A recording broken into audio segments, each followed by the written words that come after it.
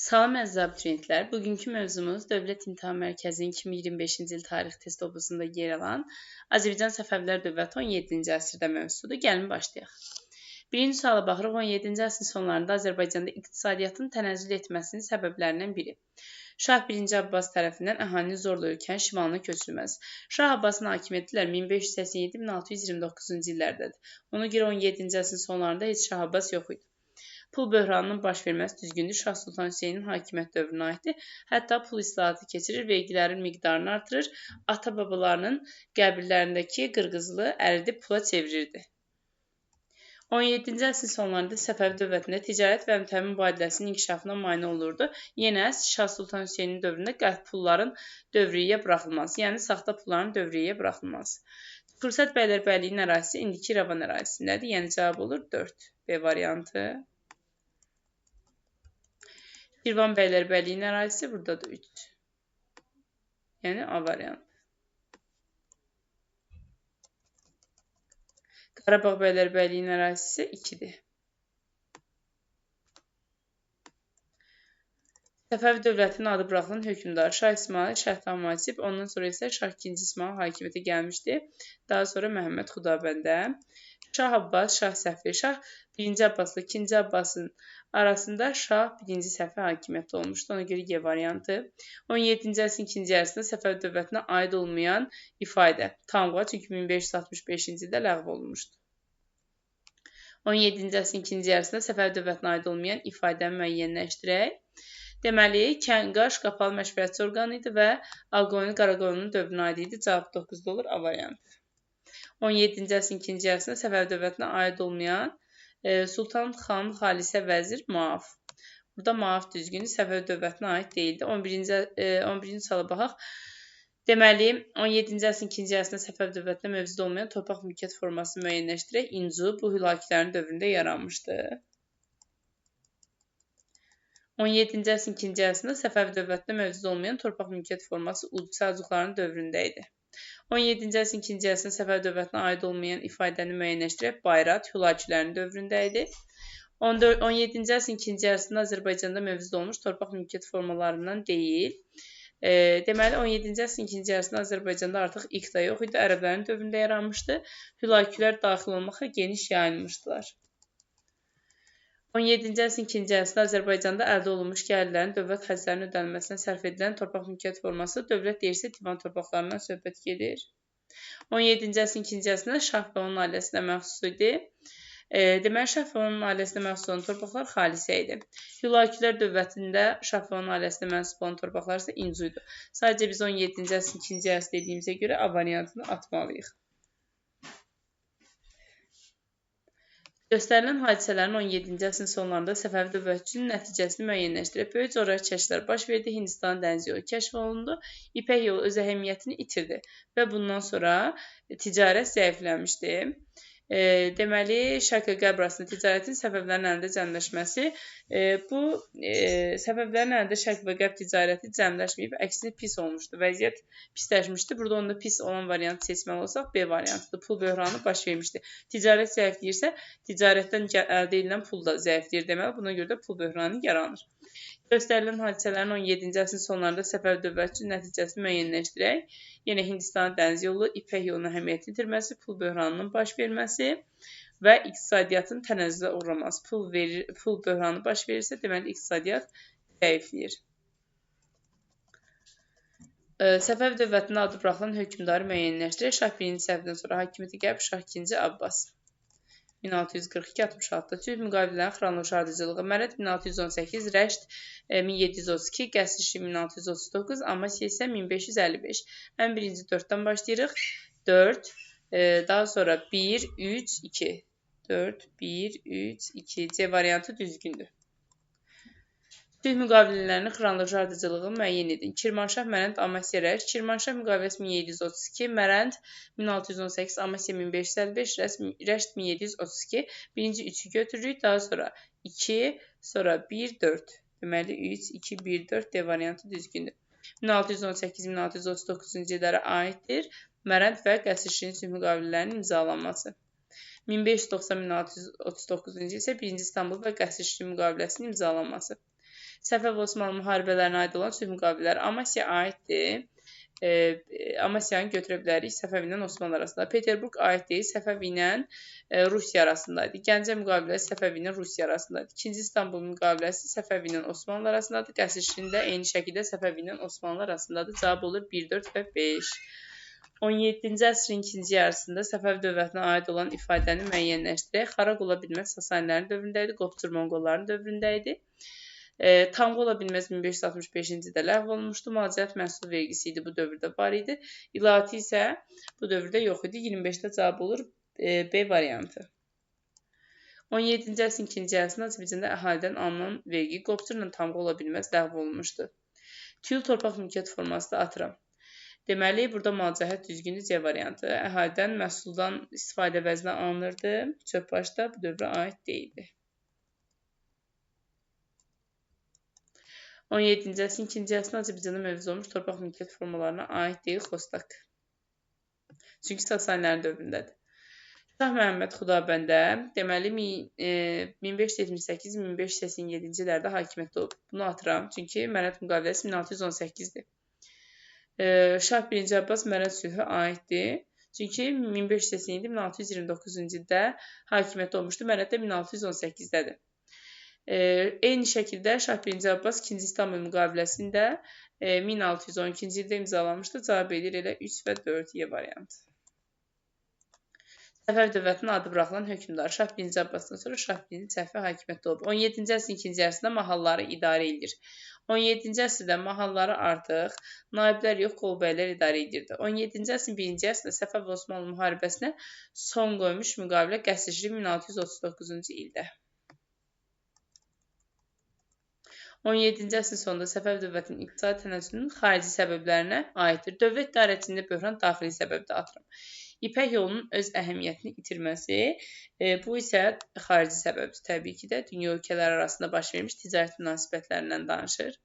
17-ci əsrin ikinci yarısı Səfəv dövlətinin tarixinə aiddir. Peterburq müqaviləsi 1723-cü ildədir. Atıram. Tərbətdən Gilana qədər olan ərazilərin ruslar tərəfindən işğal olunması 18-ci əsrdədir. Şah Süleyman Rusiya ilə müqavilə bağlaması. Şah Süleyman deməli 1666-1694-cü illərdə hakimiyyətdə olmuşdu. Rusiya ilə müqavilə imzalayıb 1667-də. Osmanlı İmperiyasının hücumu ümumiyyətlə 17-ci əsrin ikinci yarısında olmayıb. Şirvanşahda müqavilə isə 1732-dir. 17-ci əsrin ikinci yarısı Səfəv dövlətinin tarixinə aiddir. Qəsr Şirin müqaviləsi 1639-da atıram. Azərbaycanda Xəzər sahil bölgələrinin Rusiya tərəfindən tutulması 18-ci əsrdədir. Şah 2-ci Abbasın dövründə Səfəvlərin Rusiya ilə silahlı toqquşması 1653-62-ci illər C variantı düzgündür. Osmanlı İmperiyasının hücumuna məruz qalması, ümumiyyətlə 17-ci əsrin ikinci yarısında Osmanlı ilə toqquşmamışıq 1639-dan sonra. Azərbaycanın qərb torpaqlarının Osmanlının hakimiyyəti altına keçməsi yeni şəkildə Osmanlı ilə münasibətlərimiz yaxşı idi. Ağqoyunluda, deməli, Ağqoyunlu deyir ki, Rəşt müqaviləsi İngiltərənin tamamilə yanlışdır. Rəşt Rusiya ilə Səfəv arasında olub. Səfəv ilə Osmanlı arasında Amasya düzgündür 1555-də. Osmanlı ilə Səfəv arasında Gəncə yanlışdır, Səfəv ilə Rusiya arasındaydı. Osmanlı ilə Rusiya arasında Kirmanşah müqaviləsi yanlışdır, Səfəv ilə Osmanlı arasındaydı. O Səfəv ilə Osmanlı arasında Mərət müqaviləsi düzgündür. Cavab olur 1 və 4. Yəni C variantı. 17-ci əsrdə Azərbaycanda hakim feodal təbəqəsinin ikinci qrupunu təşkil edir. Ali şiə ruhaniləri B variantı. 17-ci əsrin ikinci yarısında Səfəvlərdə iş heyvanı istehsal aləti olan feodaldan aldığı torpağı bezirər rəiyyətdir. Amma heç nəyə olmayan rəncbərdir. Səfəv dövlətinin 17-ci əsrin ikinci yarısı tarixinə aiddir. Vəqf torpaq sahibinin ilk dəfə icarəyə verilməsi təbii ki yanlışdır, ərəblərə aiddir. Amasya müqaviləsi 1555-dir deyə yanlışdır. Tüyüldan istifadə var idi elə. Demir ilk dəfə istifadə olmaz, sadəcə istifadə deyir. Qəsr Şirin 1639 birinci yarısına düşür. Hərbi və mülki hakimiyyətin amilin əlində olması amil ərəblərin dövründədir, bunu da atıram. Səfəv dövlətinin 17-ci əsrin ikinci yarısı tarixinə aiddir. Divan torpaq sahibinin istifadə olunurdu, bəli. Səfəv dövlətinin 17-ci əsrin ortaları tarix üçün səciyyədir. Hərbi əyanların feodalların ikinci qrupuna daxil olması, hərbi əyanlar ikinci qrupa aid deyildi. İkinci qrupa ali şiə ruhanilərə aid idi deyə anlatıram. Dövlətin Şah II Təhmasib tərəfindən idarə edilməsi 1722-1732-ci illərdə atıram. Qarabağ bəylərbəylinin yaranması daha öncə idi 16-cı əsrdə. Ali ruhanilərin feodalların birinci yox, ikinci qrupuna daxil idi. Məmurlar və yerləyanlar feodalların üçüncü qrupuna aiddir. Y variantı 40-da düzgün cavabdır. Səfəv dövlətinin 17-ci əsrin ortaları üçün səciyyədir. Bəylərbəylərin şahın əmri ilə hərbi işlərdə iştirak etməyə başlaması məsələsi yanlışdır. Dövlətin şah 3-cü Abbas tərəfindən idarə olması 18-ci əsrdə heç 3-cü Abbas idarə eləmir. O sadəcə hakimiyyətdə olub, nadir idarə edir. Hərbi əyanların, feodalların birinci qrupuna daxil olması elə C variantı düzgündür. 17-ci əsrin ikinci yarısı Azərbaycan tarixi üçün səciyyəlidir. Şah Abbasın ordunun təşkilində yeni islahatlar keçirtməsi. 17-ci əsrin ikinci yarısında Şah 1-ci Abbas yox idi. 1629-da artıq ölür. Səfəv Osmanlı müharibələrinin ikinci mərhələsinin baş çatması. Bu da 1590-da idi, ola bilməz. Xanlıqların meydana gəlməsi 18-ci əsrin ortasıdır. Komendant idarə üsulunun yaranması ilk dəfə Azərbaycanda 1723-cü ildə var. Bir də 1804-də var. Deyəni də atıram. Səbəblərlə Osmanlılar arasında dinc münasibətlərin mövcud olması düzdür. Qəsr şirindən sonra 1639-dan sonra düz 18-ci əsrin əvvəlinə qədər heç bir müharibə olmayıb. 17-ci əsrin ikinci yarısı Azərbaycan tarixi üçün səciyyəlidir. Şah Sultan Hüseynin İsfahan müqaviləsini imzalaması, belə bir şey yox idi. Səfəv Osmanlı müharibələrinin ikinci mərhələsinin baş çatması 1590 idi. Xanlıqlar 18-ci əsrdə idarəçilikdə irsilik prinsipi mövcud idi. Ən qədim vaxtdan düz dövlət dağılana kimi də bu belə idi. Yəni Şah İsmailin vaxtından hakimiyyət atadan oğula keçir. Tayfa başçılığında irsilik desəydi yanlış ola bilərdi. Şah Abbasın ordunun təşkilatında islahatlar keçirtməsi deməli 16-cı əsrin sonu 17-nin əvvəli idi. 17-ci əsrin ikinci yarısında Səfəv dövlətində vəzirlər mərkəzi hakimiyyət tərəfindən təyin edilirdi və birbaşa ona tabe idilər. Elə A variantı düzgündür.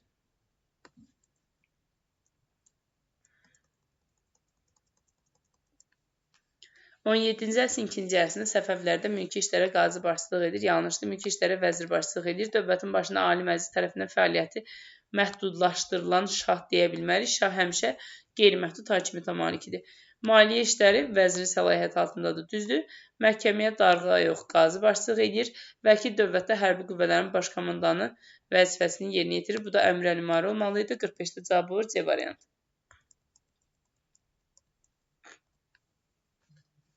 46-ya baxırıq, 17-ci əsrin ikinci yarısında Azərbaycan inzibati cəhətdən bölünmüşdü qəzalara.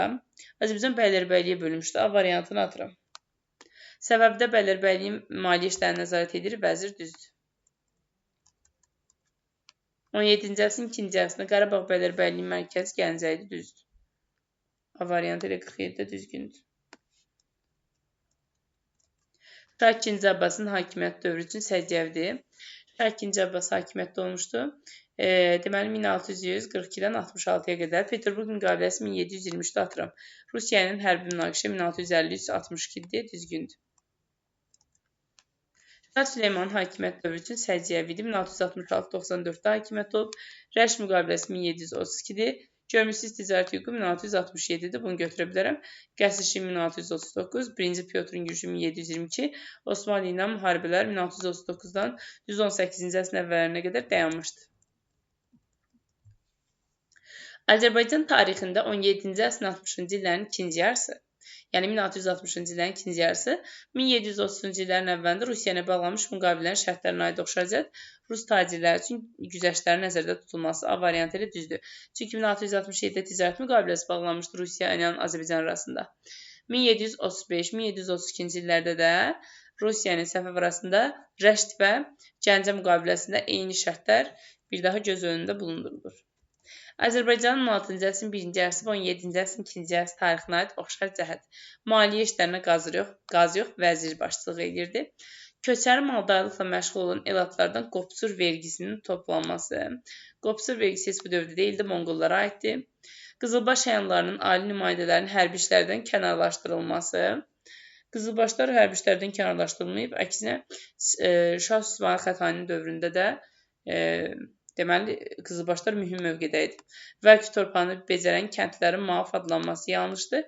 Qızılbaş əyanlarının dövlətin idarə edilməsində mühüm rol oynaması dedik ki, düzgündür. Azərbaycanın 16-cı əsrin 1-ci yarısı və 17-ci əsrin 2-ci yarısı tarixinə aid oxşar cəhət. Tüfəkçilər adlanan xüsusi ordunun təşkil edilməsi yox idi, Şah Abbasda var idi. Köçəri maldarlıqla məşğul olan elatlardan qovçur vergisi monqollara aiddir. Qızılbaş əyanlarının dövlət idarəçiliyindən tamamilə uzaqlaşdırılması ola bilməz, həmişə ön plandaydılar. Qulamlar adlanan xüsusi qvardiya 16-cı əsrin 1-ci yarısında ola bilməz, çünki Şah Abbas yaradıb. Ölkə ərazisinin inzibatiyyətindən bəylərbəyliyə bölünməsi ilk zamanlardan bəylərbəylik var idi. Səfəv dövləti ilə Rusiya arasında imzalanmış 1667 müqaviləsinə əsasən Cənubi Qafqaza gətirilən mallara xüsusi gömrük rüsumu qoyulurdu deyir. Yəni, əslində burada gömrüksüz ticarət hüququ verilir deyə A variantını atıram. Rus tacirləri üzərinə xüsusi gömrük rüsumu qoyulmur, əksinə Rus tacirlərinə gömrüksüz ticarət etmək qadağan edilmir, əksinə gömrüksüz ticarət etmək hüququ verilir. Rusiyanın ticarət əlaqələri məhdudlaşdırılmır, əksinə inkişaf etdirilir. Rus tacirlərinə gömrüksüz ticarət etmək hüququ və bir sıra imtiyazları verilir, düzdür. Özdə Səfəv dövlətinin ömrünün axırına qədər. Səfəv hökmdarı Şah Süleyman fərmanına əsasən Xəzər dənizində ticarət etmək hüququ yalnız ruslara verilmişdi. Bu yanlışdır, belə bir şey yox idi. Səfəvlərin hakimiyyət dövründə ruslar gömrüksüz ticarət etmək hüququndan məhrum edildilər.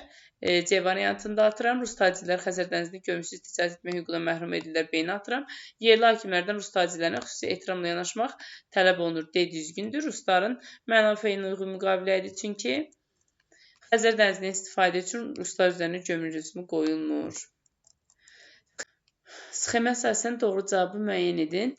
Şah II Abbas demək, Osmanlı ilə sülh müqaviləsi imzalamayıb, çünki Osmanlı ilə münasibətlər yaxşı idi. Sultan Hüseyn də onun kimi. Səbəblərin paytaxtı İsfahanın Əfqanlar tərəfindən tutulması Şah Sultan Hüseynə aiddir. 1722-də Gəncə müqaviləsinin imzalanması 1735 3-cü Abbasa aiddir. Burada da belə bir şey yoxdur. Atıram. Şah II Abbasda İsfahan tutulması dedik Şah Sultan Hüseynə aiddir. Bunda atırıq. Cavab olur elə 4. Səfəv dövlətinin 17-ci əsrin 2-ci yarısı tarixi üçün səciyyəvidir. Bəylərbəyliklərin maliyyə işlərinə əmr-əlimara ola bilməz. Maliyyə işlərinə vəzir baxır. Səfəv-Osmanlı müharibələrinə son qoyan müqavilə 1639, 17-ci əsrin 1-ci yarısıdır. Əfqanların Qəndahar tutması 1709-dur. Rusiya ilə ticarət iqtisadi əlaqələrin inkişafı 1667 düzgündür. 1-ci Pyotrun yürüşləri isə 1722-də atıram. Səfəv dövlətinin 17-ci əsrin 2-ci yarısı tarixi üçün səciyyəvidir. Osmanlı ilə müqavilə ola bilməz. Osmanlı ilə araları yaxşı idi. Rusiya ilə münaqişə 1653-62 düzdür. Bağdad şəhərinin itirilməsi belə bir şey 17-ci əsrin 2-ci yarısında yox idi. 1639-da amma Bağdad şəhəri Osmanlılara keçmişdi. Yeni Səfəv-Osmanlı müharibələri başlamır. Qəsr Şirindən sonra müharibələr dayanır. Şirvan yarımüstəqil xanlığı olması da 1724 İstanbul müqaviləsindədir. Səfəv dövləti 1639 və Rusiya 1724 tarixinə aid oxşardır. Osmanlı dövləti ilə müqavilənin imzalanması 1639 Qəsr Şiri, 1724-də də İstanbul müqaviləsi. Səfəv dövləti 1618, Rusiya 1711 tarixinə aid oxşarlıq. Osmanlı ilə toqquşmalar, müharibələr var idi. 1618-ci ildə məsələn Sınıq körpü və yaxud da ki, elə müqavilə də ola bilər, Prut müqaviləsi. Deməli, 1618-də Mərət müqaviləsi, 1711-də də Rusiya ilə Osmanlı arasında Prut müqaviləsi imzalanır. D variantı düzgündür. Səfəv dövlətinin 16-cı əsrdə fərqli olaraq 17-ci əsrin sonu iqtisadiyyatçı xarakterlikli vəziyyət pisləşir. Xarici torpaqlarından əldə olunan gəlirin şahın razılığı ilə xərclənməsi bunun heç, yəni 17-ci əsrin sonu üçün heç bir özəlliyi yoxdur, anlatıram. İngilis tacirlərinin ölkə arasında gömrüksüz ticarət hüququ belə bir şey yox idi. Divan torpaqlarından əldə olunan bütün gəlirlərin dövlət xəstələrinin ödənilməsinə sərf olunması bu elə əvvəlcədən belə idi. Qiymətli metalların azlığından dövriyyəyə pulların buraxılması düzgündür. Deməli, 1694-dən 1722-yə qədər Şah Sultan Hüseynin dövründə vəziyyət pisləşmişdi, xüsusən də pul cəhətdən. Səbəblərin 16-cı əsrdən fərqli olaraq 17-ci əsr dövlət idarəçiliyi üçün xarakterlikdir. Məhkəmə işləri qazların həyata keçirilməsi belə həmişədən var idi. Ölkənin ərazisi bəylərbəyliklərə həmişə bölünürdü. Maliyyə işləri vəzirdə idi hər zaman. Bəylərbəyliyin müəyyən miqdarda silahlı dəstələri saxlaya bilmələri, bu da düzgün idi həmişədən. Mahal hakimlər amma qolbəy adlanması əvvəllər naib adlanırdı. 17-ci əsrdən qolbəy adlanırdı. Ona görə də Y variantı. Səfəv hökmdarları Şah II Abbas, Şah II Təhmasibin hakimiyyət üçün ümumi cəhət. 2-ci Abbas hakimiyyətdə olur 1642-66. Şah II Təhmasib 1722-1732-ci illərdə hakimiyyətdə olmuşdu. Ruslarla toqquşmaların baş verməsi. Rus dəstələrindən toqquşmaların baş verməsi 2-ci Təhmasibin də dövründə var idi. Şah 2. Abbasın hakimiyyət dövründə də vardı. Məsələn, 2. Abbasın hakimiyyət dövründə 1653-62 münaqişə var idi. 2. Təhmasibin dövründə də ruslar gəlir Azərbaycan, Xəzər sahili vilayətlərini tutur deyə elə A variantı düzgündür. Səfəv hökmdarı Şah Süleyman, Şah Sultan Hüseynin hakimiyyət dövrləri üçün səciyyəvidir. Süleyman 1666-94-də, Şah Sultan Hüseynin 1694-1722-də hakimiyyətdə olmuşdu. Osmanlılarla müqabilə Süleymana aid ola bilməz deyə atıram. Rusiyanın ticarət müqabiləsi ikisinə də aiddir. 1667-ci ildə Şah Süleyman, deyək ki 1713-1717-də də Şah Sultan Hüseynin dövrünə aiddir. B variantı. Səfəvi 1616-1730-cu illər tarixinə aid ümumi cəhət. Deməli, Osmanlı ilə hərbi əməliyyatlar başlanır. 1616-da başlanır, 18-də də baş çatmışdı. Bir də 1730-da başlayır, 1735-ə qədər davam etmişdi. 17-ci əsrdə Azərbaycan üçün səciyyəvi olmayan torpaq mülkiyyət forması İncu, çünki Hülakilərin dövründə idi. 17-ci əsrin 2-ci əsrdə Azərbaycanda mövcud olmuş dövlət, irsi və xidmət müqabilində verilən torpaq mülkiyyət formalarını cədvələ müvafiq olaraq müəyyənləşdirək. Deməli, tüyül hərbi xidmətə görə verilirdi. Bir dənə o birlərə də baxaq, deyək, nə dedim? Dövlət torpağı, irsi torpaq, xidmət torpağı. Aha. Dövlət torpağı olur divan, irsi torpaq mülk, xidmət torpağı isə tüyül. Yəni cavab olur 5 variantı. İsfahan Səfəvlərin paytaxtı olduğu dövrə uyğundur. Yəni 1598-dən düz 1736-ya qədər. Şirvan bəylərbəyliyi ola bilməz 1538-dir. Osmanlı ilə Səfəvlər arasında müqavilə 1555-dir. 17-ci əsrdə yeni Səfəv Osmanlı müharibələrinin başlanması bu ola bilər. Səfəvin Şah Təhmasib tərəfindən idarə olunması 1576-ya qədərdir. Çıldır döyüşdə 1578 deyə atıram. Səfəv dövlətinin 17-ci əsrin ortaları tarixinə aiddir. Deməli, Şah Sultan Hüseynin siyasətinə qarşı Carbalı kəndə üsyan 1707-11. Ali şişə ruhaniləri feodalların ikinci qrupuna aid olması ilə B variantı düzgündür. 17-ci əsrin əvvəllərində Şah 1. Abbasın Osmanlıların işğal etdiyi torpaqları geri almaq üçün hərbi əməliyyatlara başladı. 17-ci əsrin əvvəlində nə elədi? Məsələn, Osmanlı hakimiyyətinin altında olan Azərbaycan torpaqlarında baş vermiş üsyanlardan istifadə elədi. Düzdür, çünki Ordubad əhalisi belə bir şey etmişdi və bu da onu vergilərdən azad etmişdi. 17-ci əsrin 2-ci yarısı, 18-ci əsrin 2-ci yarısı. Azərbaycan tarixinə aid ümumi cəhət. Xidmət müqabilində tüyül torpaqları var idi. Bəli, elə A variantı düzgündür. 17-ci sonu 18-in əvvəlində Səfəv dövlətinə aid ümumi cəhət, inzibati cəhətdən vilayətlərə bölünməsi, elə bu düzgündür. 17-ci əsrdə Səfəv dövlətinin idarə etmə sistemi üçün xarakterlidir. Xanın qeyri-məhdud hakimiyyətə malik olması, xan deyilən bir şey yox idi, yəni şah idi, anlatıram. Şahın hakimiyyətinin Ali Məclis tərəfindən məhdudlaşdırılmazdı. Qeyri-məhdud hakimiyyətə malik idi, çünki vəzirin sultanlar tərəfindən təyin olunması yox, hökmdar təyin edir. Xidmət müqabilində iqta yox, tüyül verilir. Mahallarda qolbəylər idarə edir, düzdür. 16-cı əsr desəydi, naib götürə bilərdim. 17-ci əsrin 2-ci əsrində Səfəv dövlətinin idarə etmə sistemi üçün xarakterlikdir. İlk dəfə tayfa başçılığına irsiliyin ləğv olunması bu Şah Abbasın dövrünə aiddir. O da 16-cı sonu 17-nin əvvəldə, ona görə anlatıram. Mahallar bəylərbəyliklərə bölünməsi. Mahalların bəylərbəyliyə bölməsi yanlışdır. Bəylərbəylik daha böyükdür, o bölünərdi mahallara. Vəzirlərin yalnız bəylərbəyliyə hesab verməsi, belə bir şey də yox idi. Vəzirlər bəylərbəyinə yox, şaha hesabat verərdilər. Kiçik inzibati vahidlərin sultan tərəfindən idarə olunması düzdür. İnzibati cəhətdən 3 yox, 4 bəylərbəyliyə bölünür. Qarabağ, Təbriz, Çuxursəd və Şirvan. Şah Sultan Hüseyin və Şah 2. Təhmasibin hakimiyyət dövrlərində Səfəv dövlətinə aid ümumi cəhət Osmanlılarla bir müqavilənin imzalanması. Osmanlı ilə müqavilə Şah Sultan Hüseyində yoxdur. Xəzər sahili bölgələrinin tamamilə ruslar tərəfindən tutulması Şah Sultan Hüseyində yoxdur. Şeybanilərlə müharibələrin aparılması, deməli, Şeybanilərlə müharibənin aparılması belə bir şey yox idi. Əfqanlara qarşı mübarizə 1739 Şah Sultan Hüseyində var.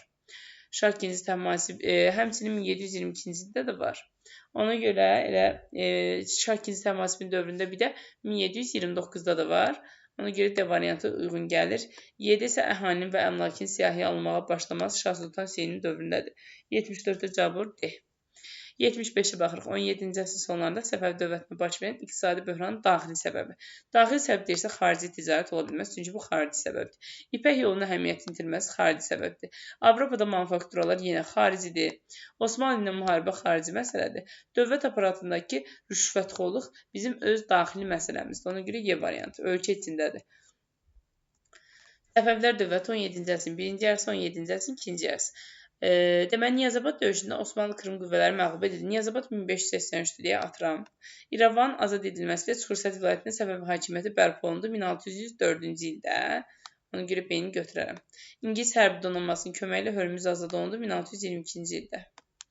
17-ci əsrin 2-ci yarısı Rusiyanın Şimali Qafqazda möhkəmlənmə cəhdlərinə qarşı mübarizə aparılmışdı 1653-62-ci illərdə. Ona görə bunu götürə bilərəm. Mərəd müqaviləsi 1618-dir. Azərbaycan torpaqlarının Osmanlıların azad edilməsi prosesi baş çatması isə 16 yox, 17-ci əsrdə olar. Cavab 1BC 2A.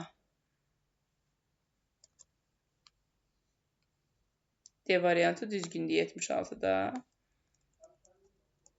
77-yə baxırıq. Verilən hər iki xüsusiyyətin aid olduğu Azərbaycan şəhəri. Azərbaycanda Cəlallilər hərəkatının ilk böyük çıxışı burada baş vermişdir. Elə gördüyümüz kimi söhbət Təbrizdən gedir. 1603-də də Osmanlılardan azad olmuşdu. Deməli, cavab olur 3. Təbriz Urmiya gölü ətrafındaydı deyə cavab oldu Y variantı. 17-ci əsr sonunda Azərbaycan iqtisadiyyatında dərin tənəzzülə səbəb olan xarici iqtisadi amillər. Qərbi Avropa ölkələrinə kapitulyasiya uyğun verilməsi heç bir şey yox idi. Avropada yüksək keyfiyyətli manufaktura məhsullarının istehsalının artması bu ola bilərdi. Manufaktura məhsullarının istehsalı artır deyə bunların bahalı və keyfiyyətsiz məhsullarının satışı azalırdı. Buna görə də bu xarici həm də iqtisadi səbəbdir. Dövlət idarəçiliyindəki böhran bu xarici səbəb ola bilməz. Vergi mükəlləfiyyətləri də daxili səbəblərdir. Ona görə Y variantı düzgündür. Azərbaycandan keçən İpək yolunun öz əhəmiyyətini itirməsi, Avropada yüksək keyfiyyətli manufaktura məhsullarının istehsalının artması. Verilənlər 17-ci əsrdə Səfəvi dövlətində deyir, səbəblərindəndir. Manufakturaların açılmasının, yox, bunu atmalıyıq. Səfəvi-Osmanlı müharibəsinin heç əlaqəsi yoxdur. Dövlət idarəçiliyindəki böhran məmurlarla bağlıdır. Xarici iqtisadi əlaqələr isə düzgündür. Çünki bu iqtisadiyyatla bağlıdır, ticarət məsələsidir. İngilis tacirlərinə görmüşsüz ticarət hüququ da vermirik.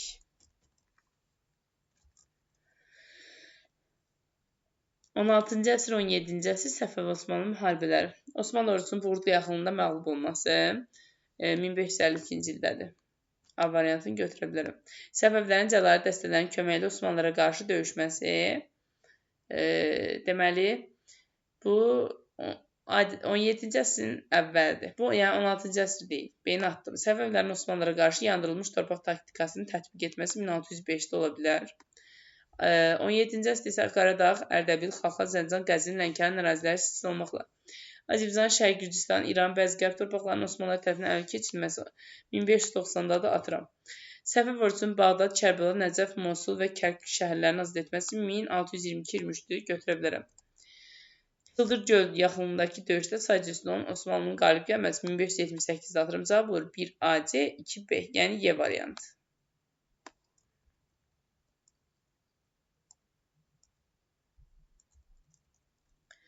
Xəritədə ərazisi xüsusi işarələnmiş Azərbaycan şəhərini 17-ci əsr tarixinə aiddir. Aha, bura baxırıq, ulduzlu işarələnmişəm. Söhbət gedir İrəvandan, 17-ci əsrinə aiddir. Qarabağ Bəylərbəyinin mərkəzi olması, o Gəncə idi. Müstəqil xanlığın mərkəzinə çevrilməsi, 17-ci əsr deyirsə, xanlıq yox idi. Şah Abbas tərəfindən azad edilmişdir, deyir. Deməli, Şah Abbas tərəfindən azad edilmə ilə düzdür, çünki İrəvan şəhəri 1603-də Şah Abbas tərəfindən azad olunub. Qəbil əmrinin əsası 951-də qoyulur. Ərazidə müstəqil sultanlığın yaranması da yanlışdır. Sxemə uyğun olaraq doğru cavabı müəyyənləşdirin. Əhalinin əmlakının siyahıya alınması, İsfahanın əfqanlar tərəfindən tutulması, Şirvanda üsyan baş verməsi hamısı Şah Sultan Hüseyninə aiddir. Stepan Razinin qarətçi yürüşü 1668, Şah Sultan Hüseyin isə 1694-1722-də hakimiyyət olub atıram. Rus tacirlərinin mənafeyinə uyğun müqavilənin imzalanması ola bilər. 1713-də də var, 17-də də var, 82-ni B götürə bilərik. 17-ci əsrin ikinci yarısı Səfəvi dövləti idarə etmə sistemi üçün səciyyəvi deyil. Hərbi əyanların dövlət idarə etmələrində mühüm rol oynaması aiddir. Azərbaycanda 4 bəylərbəylik var idi. Mahalların naiblər tərəfindən yox, qolbəylər tərəfindən idarə olunması C variantı. 17-ci əsrin ikinci yarısı Azərbaycan şəhərlərinin sosial-iqtisadi vəziyyəti üçün səciyyəvi deyil. Səbəb hökmdarları ticarəti himayə edirdilər. Bu aiddir. Səbəblər dövlətin ağır iqtisadi böhranla üzləşməsi. Bu da ola bilər. Sənətkarlar qrupunun üçün 3 qrupa bölünməsi. Bu da var idi. Ordubad şəhərinə vergi toxunulmazlığı hüququnun verilməsi. Bu yanlışdır. 1603-cü ildədir. Dövlət xəzinəsinin gəlirlərinin müəyyən hissəsini sənətkarlardan alınan vergini təşkil etməsi. Bunda atıram. 84-də oldu. Düzgün cavab D variantı. 17-ci əsrin ikinci yarısı Azərbaycan şəhərlərinin sosial-iqtisadi vəziyyəti üçün səciyyəvi deyildir. Feodal emalatxanalarında işləyən sənətkarların həm feodala, həm də dövlətə vergi ödəməsi. Deməli, bu düzgündür, bunu atıram. Tacirlərə Məlik Tüccar adlı tacirin başçılıq etməsi. Bunu da atırıq. Sənətkarların əlverişli sahələrinin əcnəbilərə iltizama verilməsi. 85-də də cavab C variantıdır. Şah II. Abbasın Səfəvi dövlətinə hakimiyyətə başladığı ildə İngiltərədə, yəni 1642-ci ildə vətəndaş müharibəsi başlandı. Şah II. Abbas Səfəvi dövlətinə hakimiyyətə olduğu illərdə İngiltərədə Respublika İdarə Üsulu yaradıldı 1649-da. II. Abbasda 1642-66-da ilə A variantı düzgündür. Daha sonra baş vermiş hadisə Şah Süleyman Rusiyanın ticarət müqaviləsi 1667. Rusların Şimali Qafqazda qala tikmələri 1653. Deməli, qəsrçilik 1639, Şah Sultan Hüseyin əhalinin siyahıya alması 1699, Don Kazaklarının başçılığı Stepan Razinin Azərbaycan yürüşləri 1668-ə qədər, ona görə D variantı.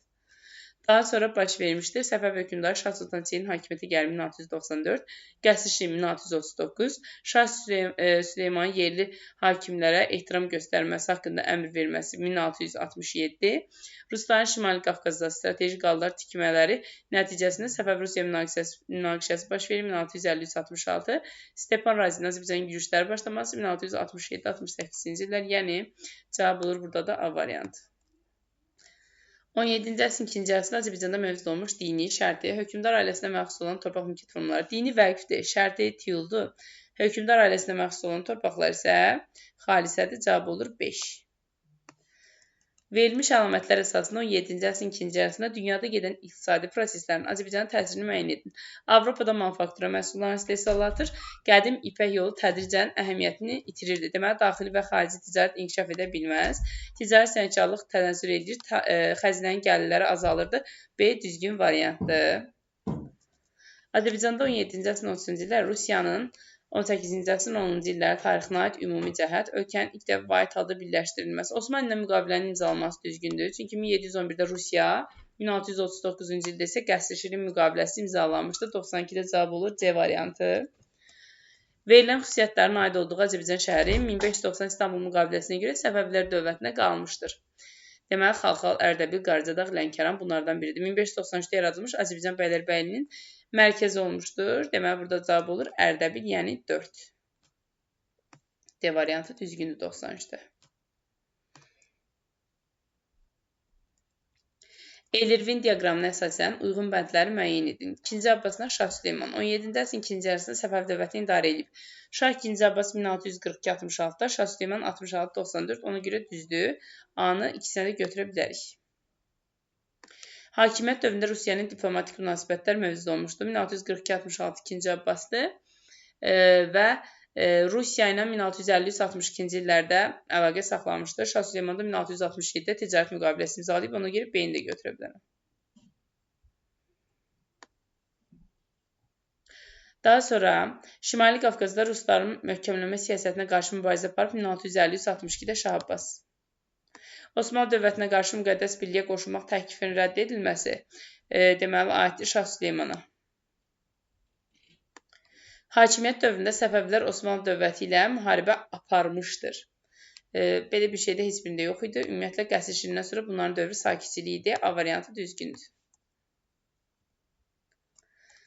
Eylervin diaqramına əsasən uyğun bəndləri müəyyənləşdirir. Səfəv dövləti 17-ci əsrin 1-ci yarısı, 17-ci əsrin 2-ci yarısı müəyyən müddət Şah II. Abbas tərəfindən idarə olunub.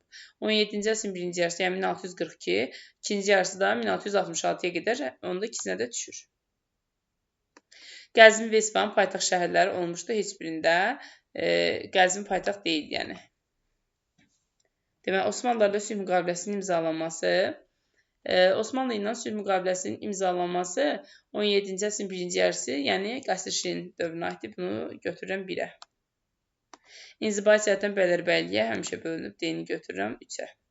Rus tacirlərinə Səfəvilərin bütün hakimiyyət dövründə gömrüksüz ticarət hüququ verilməsi, bu da Şah Süleyman dövrü 1667-ci ilə aiddir. Cavab olur 1C, 2Y, 3A, D. Yəni Y variantı. 96-ya baxırıq. 17-ci əsrə aid xəritədə qeyd edilən şəhərlərin ümumi cəhətlərinin düzgün verildiyi bəndi müəyyənləşdirək. 4, deməli, burada olur Gəncə, 6 olur Şamaxı, 5 olur Təbriz, 1 Marağa, burada Ərdəbildir, daha sonra Gilandır. Deməli, baxırıq nəyə? 4, 5, 6-ya baxırıq ilə. Ya dillərdən azad edilərək Səfəvilərin hakimiyyəti bərpa edildi. Bunlar iki variantda da var. Səbəblər bu aiddir Şah Abbasın dövrünə 17-ci əsrin əvvəlində. Bilirik ki, Şah Abbas bütün Azərbaycan torpaqlarını 1612-ci ilə qədər azad eləmişdi. Ona görə üçü düzgün götürə bilərik. Bəylərbəylik mərkəzi olmuşdu. Yenə eyni şəkildə Şamaxı, Şirvan Bəylərbəylik mərkəzi idi. Təbriz elə Təbrizin mərkəzi, Gəncə də Qarabağın mərkəzi idi. Ona görə 4-ü də götürə bilirəm. Cavab elə olur 3 və 4. C variantı.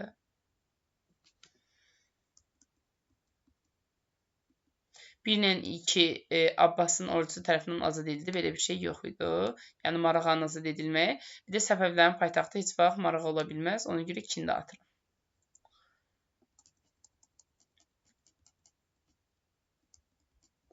Eylervin diaqramına əsasən uyğun bəndləri müəyyənləşdirir. Şah II Abbas, Şah Süleyman, Şah Sultan Hüseyn Rusiya ilə diplomatik münasibətlərin saxlanması.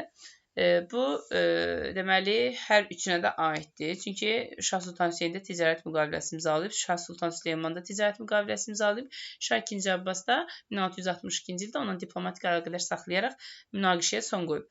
Rus tacirlərinin mənafeyinə uyğun müqavilənin imzalanması isə Süleymandan Hüseynə aiddir. Yəni B variantı 5-ə. Cənubi Səfəvi hakimiyyətinə qarşı üsyanların baş verməsi Şah Sultan Hüseynə aiddir. 1707-ci il, 1711-ci illər. Stepan Razinin quldur dəstələrinin Azərbaycan Xəzər sahili vilayətlərini qarət etməsi. Bu da Stepan Razinin quldurluğu Şah Süleyman dövrünə düşür. D-ni də buna götürürəm. Direkt ay boyunca yaradılan Rus hərbi məskənlərinin dağıdılması 1653-də Şah II Abbasa aiddir. Y-yə götürürəm. Deməli, cavab olur 1Y, 2D, 3C, 4A, 5-də B. D variantı düzgündür. Eylervin diaqramına əsasən uyğun bəndləri müəyyənləşdirir. 17-ci əsrdə Səfəvilər dövlətində hərbi əyanlar, ali şüar ruhaniləri, yerli əyanlar dövlətin idarə etmə sistemində fəaliyyət göstərirdilər. Deməli, bunu hər üçünə də aid götürə bilərəm. Qızılbaş tayfa başçılarından ibarət idi hərbi əyanlar.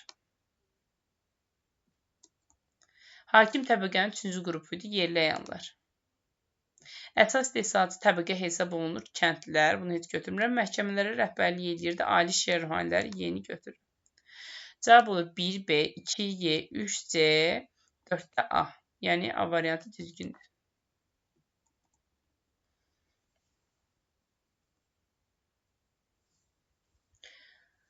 Verilən xüsusiyyətlərin aid olduğu şəhər xəritədə göstərək.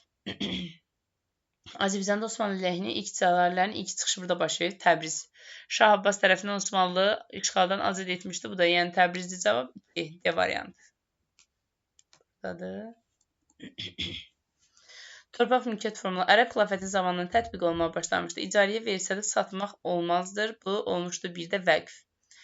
Deməli, dövlətə göstərilən xidmətə görə verilir. Şərt torpaq mülkiyyət forması hesab olunur tiyul. Vergilərin nağılı əsasən bu torpağın üzərinə düşür icma. Kəndlərdən vergilər alırdı. Ona görə elə C variantı düzgündür. Səfəv Osmanlı dövlətləri arasında bağlanmış müqavilələr Qəsr Şirin 1639, Kirmanşah 1732. Kiçik Qaynarca Rus Osmanlı arasındadır. Georgiyevskdə deməli bir Ruslarla xanlıqlar arasında olubdur. Bir də 1783 Rusiyanın Gürcüstan arasında. 4-də atıram. Gürcüstan müqaviləsində Rusiyanın İran arasında. Cavab olur 1-lə 3. 17-ci əsrin ikinci yarısına aid Səfəvlərlə Rusiya arasında ticarət müqaviləsi imzalanması 1667. Biri götürə bilərəm. Qəsrçilik 1639 birinci yarısına düşür. 2-ci İstanbul 1612 birinci yarısına düşür. Səfəvlər dövlətinin Şah Abbas tərəfindən idarə olunması birinci yarısıdır. Səfəvlər dövlətinin Şah Süleyman tərəfindən idarə olunması ikinci yarısıdır. 1666-94. Şah Abbas isə 1629-a qədər hakimiyyətdə olmuşdur. 17-ci əsrin ikinci yarısına aid qəsrçilik müqaviləsinin imzalanması birinci yarısıdır. Azərbaycan Xəzər sahili ərazilərinin Stepan Razinin qarət yürüşünə məruz qalması 17-ci əsrin 60-cı illərdir. Peterburq müqaviləsi 1723-dür. Səfəv dövlətinin Rusiya arasında münaqişənin nizamı salınması 1653-62. Səfəv dövlətində Şah Abbasın hakimiyyətə gəlməsi 1587-dir. Burada da 5-i atıram, cavab olur 2 ilə 4. 104-ə baxırıq, Səfəv dövlətinin 17-ci əsrin 1-ci yarısı tarixi üçün oxşardır. Siyasi dağınıqlığın mövcud olması, deməli, siyasi dağınıqlığın mövcud olması 17-ci əsrin 1-ci yarısı ola bilməz. Çünki Şah Abbas artıq hakimiyyətdə idi və çox güclü idi. Osmanlılarda sülh müqaviləsinin bağlanması 1639-da var. 2-ni götürərəm. Şah Abbasın Cəlalilərin hərbi qüvvəsindən Osmanlıya qarşı istifadə etməsi, hətta 1608-də Çukursəd vilayətində onları məskunlaşmağa icazə vermişdi. Üstə götürərəm.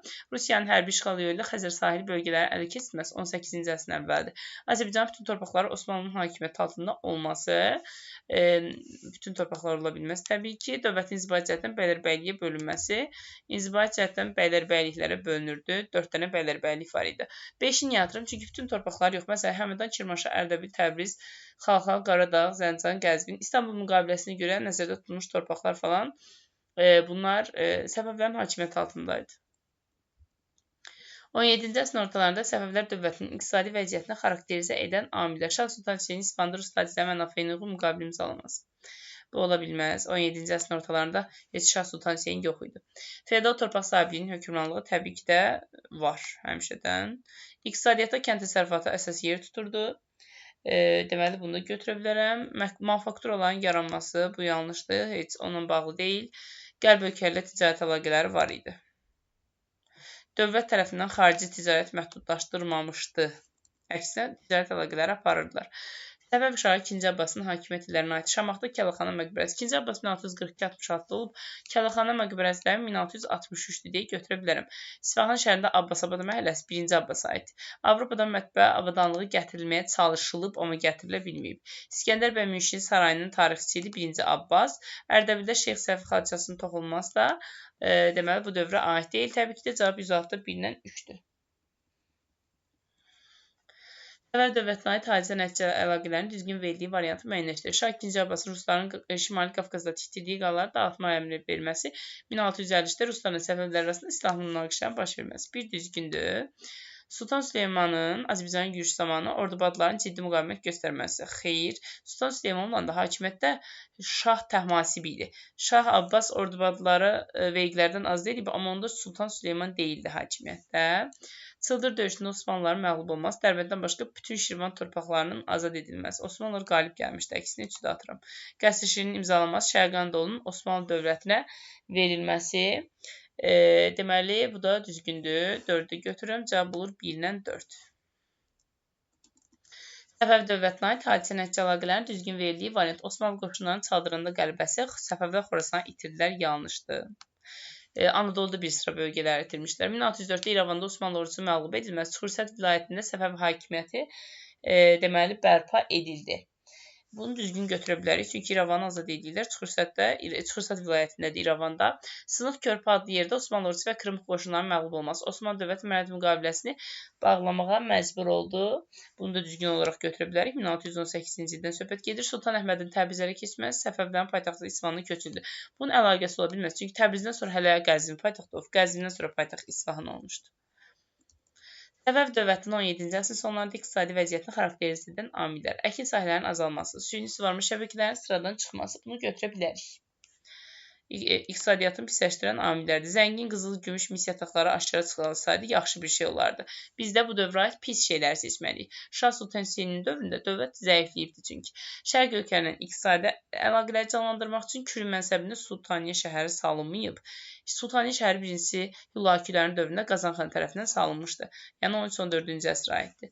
Pul böhranı baş verməsi və ilk manufakturların yaranması. Pul böhranı da var idi. Hətta Şah Sultan Hüseyn pul islahatı keçmişdi. Burada cavab deməli 1-dən 4.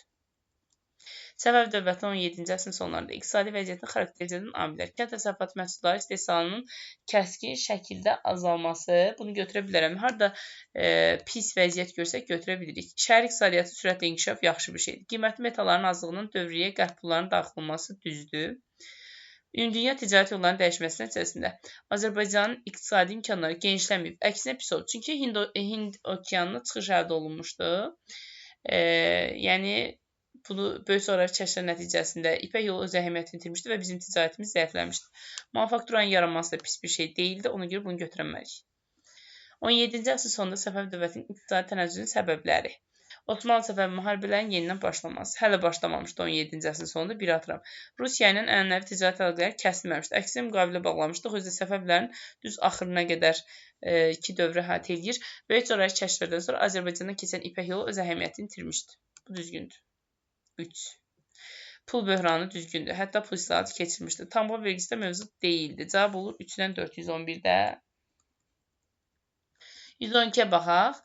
17-ci əsrin ortalarında Səfəv dövlətinin iqtisadiyyatın inkişafı üçün şəraitin yaranmasının səbəbləri. Qoşunların bəylərbəyliyinin gəliri hesabına saxlanılması.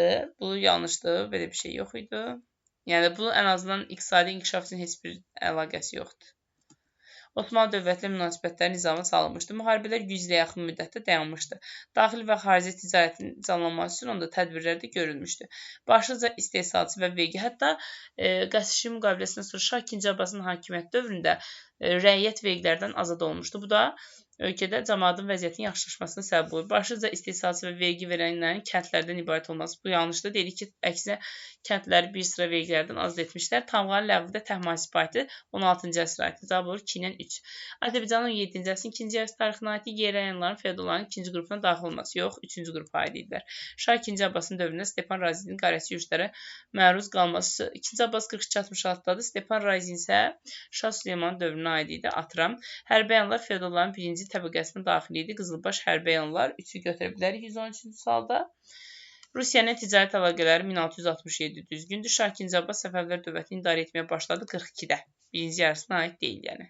Birinci yarısına aid deyil, ikinci yarısına aid deyil. Azərbaycanın 17-ci əsrin ikinci yarısı tarixinə aiddir. Səfəv-Rusiya münaqişəsinin dinçi yolla nizama salınır. Düzdür, münaqişə onda toqquşma baş verir, amma axırda dinçi yolla nizama salınır, düzdür. Pyotrun hücumunun baş verməsi ola bilməz. Pyotr heç 17-ci əsrin ikinci yarısında hələ ki Azərbaycana hücum etməmişdi. Hərbi əyanların feodalların ikinci qrupuna daxil olması yox, birinci qrupa daxil idi. Rus tacirlərinə görmüşsüz ticarət hüququ verildi 1667. Şah Səfəvin Səfəvlər dövlətini idarə etməyə başlaması 1629 yanlışdır. Hadisə nəticə əlaqələrini müəyyənləşdirək. Səfəv dövlətinin süqutu Osmanlı xalqına qarşı Cəlalilər hərəkatı başladı. Əlaqəsi yoxdur. Cəlalilər 16-cı əsrdə idi. Səfəvin süqutu 1736-dadır. Bir addım. 1605 Sufyan döyüşündə Səfəvlərin qalib gəlməsi Osmanlı dövləti Amasya müqaviləsini bağlamağa məcbur ola bilməz. 1605 yox, Osmanlı Amasya müqaviləsini imzaladır 1555-də. Sufyan 1605. Bu bunun nəticəsi ola bilməz yəni. Birinci Amasya gəlməli idi. Həm də ki heç əlaqəsi yoxdur. İngiltərənin əbədi dostluq haqqında müqaviləyə əsasən İngilis donanmasının köməyi 1622-də də Hörmüz azad olundu. Düzgündür. Hind okeanına çıxışı yenidən əldə elədik. Ordubad əhalисini üsyan qaldıraraq şəhəri Osmanlılardan azad etməsi. Şah Abbas Ordubad əhalисini dövlət vergilərindən azad etdi. 4-də düzdür. 4-də götürürəm. Cavabı 3-dən 4. Hadisə nəticə əlaqələri müəyyən edildi. Molla Həsənin adlı yerdə qızılbaşların qəlbə çalması Dərbətdən başqa bütün Şirvan torpaqları azad edildi. 116-da elə birinci sual təbii ki də düzdür. Biri götürə bilərik. 1578-də baş verib. Səbəblərin İngiltərə arasında əbədi dostluq müqaviləsi Çuxur Sədinin Osmanlıların əlinə keçməsi heç bir əlaqəsi yoxdur. Hörmüzü azad etmişdi Səfəvlər. Osmanlı qoşununun Buğurt qalası yaxınında qalib gəlməsi Səfəvlər Xorasanı itirdilər. Xorasan itirmək məsələsi Şeybanilərlə müharibəyə aiddir. Həm də ki, Buğurt ətrafında döyüşdə Osmanlı məğlub olmuşdu. 1639-da Qəsrşin imzalanması 17-ci əsr Səfəv-Osmanlı müharibəsi başa çatdı. Düz 100-də yaxın. 1-dən 4 düzgün cavabdır. Eyni əsrdə baş verib Şah Abbas tərəfindən Səfəv dövlətinin tarixi sərhədlərinin bərpa edilməsi. Deyək ki, 17-ci əsrdə, 17-nin əvvəli. Böyük Britaniya ABŞ-ın müstəqilliyini tanıdı. Böyük Britaniya ABŞ müstəqilliyini 18-ci əsrdə tanımışdı. Yəni İstiqlaliyyət müharibəsi 1775-83-cü illərdə. Səfəv dövləti ilə İngiltərə arasında əbədi dostluq haqqında müqavilənin imzalanması. Bu da 1621-ci ildə. Deməli, 1-3 götürə bilərəm hər iki. Məğlub edilməz armada 1588-də, Malatya döyüşündə Osmanlı qoşununu məğlub edilməz. Bu da 1473-də. Cavab olur 1-3.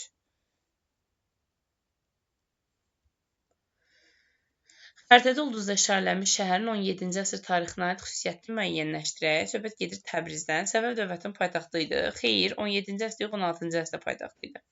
Şah Abbas tərəfindən işğaldan azad olunub amma, düzdür? 17-ci əsrin əvvəlində. Kirmanşah müqaviləsinə görə Osmanlılar tərəfindən tutulmaq. Kirmanşah 1732-də 17-ci əsr ola bilməz. Səfəvin bəylərbəyliklərindən birinin mərkəzidir. Bəli, 4 bəylərbəylikdən biri də Təbriz idi. Mərkəzdə ilə Təbriz. Əhalinin Şah Abbas tərəfindən bütün vergilərdən azad olması Ordubada aiddir. Cavab olur 2-4. 17-ci əsrin ikinci yarısı Azərbaycan kəndləri üçün xarakterlikdir. Rəiyyətin mülk torpaqlarına sahib olması. Mülk torpaqları feodalların torpaqlarına görə bir atıram. Rəncbərlərin deyir təsərrüfata malik olması. Rəncbərlər təsərrüfata malik deyildi, heç nələri yox idi. Rəiyyət yenə var idi. Rəiyyətin istehsal alətlərinə malik olması. Bəli, 3 düzdür ona görə. Muafların vergi mükəlləfiyyətlərdən tam azad olması. Tam yox, amma bir sıra vergi mükəlləfiyyətdən azad idilər, çünki orada xidmət edirdilər. Elatlar mükəlləfiyyət icra etməsi. Bu da düzdür. Bəzi mükəlləfiyyətləri icra edirlər təbii ki. Səfəv Şahı II. Abbas ölkə Avropada mətbəə avadanlıqları gətirməyə nail oldu. Nail olmur, amma gətirməyə çalışır. Sənətkarların xəzinəyə olan vergi borclarını ləğv edir. Rəiyyətində Osmanlı dövlətdə sülh müqaviləsi imzalanması yoxdur belə bir şey. Çünki 1639 Qəsrişin müqaviləsindən sonra Səfəv Osmanlı müharibəsi başa çatır. Səlahiyyətinə aşan məmurların əmlakını müsadirə etdi. Düzdür, 2-4. 17-ci əsrin ikinci yarısı Səfəv dövlətinin idarəçilik sistemi üçün xarakterlikdir. Xanın qeyri-məhdud hakimiyyətə malik olması. Xan yox, şah idi. Bir addım. Mahalların naiblər tərəfindən idarə edilməyə başlaması. Mahalların yox, qolbəyi olmalı idi. İdarəçilikdə irsilik prinsipi mövcud idi hər zaman. Vəzirlərin mərkəzi hakimiyyət tərəfindən idarə olunması düzdür. Hökmdar tərəfindən idarə olunur. Yerli əyanlar feodalların ikinci qrupuna daxildir. Feodalların ikinci qrupuna daxil olan ali şiə ruhanilər idi. Cavab olur 121-də 3 və 4. Hadisə nəticə əlaqələrini müəyyənləşdirək. 2-ci İstanbul müqaviləsi Amasya sülh əsasında müəyyən edilmiş sərhədlər bərpa edildi. Biri götürə bilərəm. 2-ci İstanbuldur, mənətdir. Bunlar Amasya müqaviləsini təsdiq edir. Mənət müqaviləsi Səfəvlər Van, Qars, Ahasıqa hücum etməyəcəklərinə dair təminat vermirlər. O qəsr şirinin şərtidir. Qəsr şirin ərəb-iraqi Səfəvlərdə qalmır, Osmanlıda qalır. Şah Süleyman Rusiya ilə bağladığı ticarət müqaviləsi Səfəvlər dövləti ərazisində Rus ticarətinə, tacirlərinə görmüşsüz ticarət hüququ verilir, düzdür. Kirmanşah Rus tacirlərin mənafeyinə uyğun imtiyazlar. Kirmanşah yox, rəş deyə bilərdik. Kirmanşah Osmanlı ilə Səfəv arasındadır. Cavab olur 122-də 1-4. Xəritədə ulduzda işarələnmiş bəylərbəyliyin 18-ci əsr tarixinə aiddir. Burada söhbət gedir Şirvan bəylərbəyliyindən baxaq. 1. Səfəv hakimiyyətinə qarşı üsyanlar baş vermişdi. Bəli, 1719-da Hacı Davudun üsyanı. Ərazinin bir hissəsi Ruslar tərəfindən işğal olunur. Ruslar Azərbaycandan yürüş eləyir. Xəzər sahili bölgələrə Şirvanı da işğal edirlər bir hissəsini. Bəylərbəyə Abdullah xan sultacılığı deyiliksə, bu 16-cı əsrdədir. Ərazisində Şah Abbas deyiriksə, Qeysəriyyə bazarı. Birincisi Qeysəriyyə bazarını uzun həsən inşa edib. İkincisi də Şah Abbas 1587-1629-da hakimiyyət olub. Bizə də lazımdır 18-ci əsr. Rusiya ilə Osmanlı arasında imzalanmış İstanbul sülhünə görə ərazinin bir hissəsi Səfəv hakimiyyətində saxlanılmışdı. Deməli, İstanbul müqaviləsinə görə Şirvan yarım müstəqil xanlığı elan olunmuşdu və Osmanlı himayəsi altındaydı. 5-də atıram, cavab 1-2 olur. 124-də baxırıq, 17-ci əsrin ikinci yarısında Səfəvlər dövlətində vəzir kimdir, elat kimdir? Əyanların ali nümayəndələri bu titulu daşıyırdı. Belə bir şey yox idi. Bəylərbəyliklərin maliyyə işinə vəzir baxır təbii ki. Maliyyə işlərinə hər zaman o baxıbdı. Maldarlıqla məşğul olan elat idi. Orada xidmət müqabilində az miqdarda vergi verirdi elat. Mahalın hakimi idi. Mahalın hakimi də Qolbəy idi 17-ci əsrdə. Yeni də atıram. Cavabı 1B, 2C, D. 125-ə baxaq. 17-ci əsrin ikinci yarısında Səfəvlər dövlətinə vəzir rəiyyət. Mahalın hakimi idi kim? Qolbəy. Anı atdım. Ali inzibati hərbi vəzifə idi. Deməli, burada ali inzibati hərbi vəzifə bunların heç biri deyil. İş heyvanı istehsal alətləri var idi rəiyyətin. Yalnız mərkəzi divana hesabat verirdi. Yalnız mərkəzi divana hesabat verən təbii ki də olur vəzir. Feodaldan aldığı torpağı becərən rəiyyət. Düzdür. Öz əmək alətləri hesabına becərdi. Cavab 1-də 2C. Osmanlı sultanlarının Səfəvilər dövlətinin güclərinə aid uyğunluğu müəyyənləşdirək. 1-ci Səlim, 1-ci Süleyman, 3-cü Murad. Vassal Kırımxanlığın yardımı ilə Azərbaycan torpaqlarının böyük bir hissəsini ələ keçirmişdi. Murad. 2-ci Osmanlı Səfəvi müharibəsindən söhbət gedir 1578-də. Çaldıran döyüşündə qələbə qazanaraq Təbrizə keçməsi 1-ci Səlim. Amasya sülhünün şərtlərini pozaraq Səfəvilərlə müharibəyə başlamışdır 3-cü Murad. Azərbaycanın 16-cı əsrin 50-ci illərində yürüş təşkil etmişdi Sultan Süleyman 1554-də. Səfəvilərlə Qəsrinin müqaviləsinin imzalanması bunların heç birinə aid deyil. Cavab olur 1B, 2D, 3-də AC.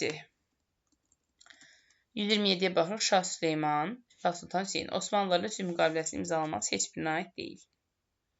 Anı atdım. Şirvanda Hacıdabının başçılığı ilə çıxışlar Sultan Hüseynə aiddir. Çünki Sultan Hüseyin 1694-1722-yə qədər hakimiyyət olub, Hacıdabı da 1719-dadır. B-ni götürə bilərəm. Azərbaycan Xəzər sahili bölgələrin Stepan Razinin qarətçi basqınlarına məruz qalması 1668 olduğuna görə, Şah Süleyman da 1666-94 olduğuna görə götürə bilərəm.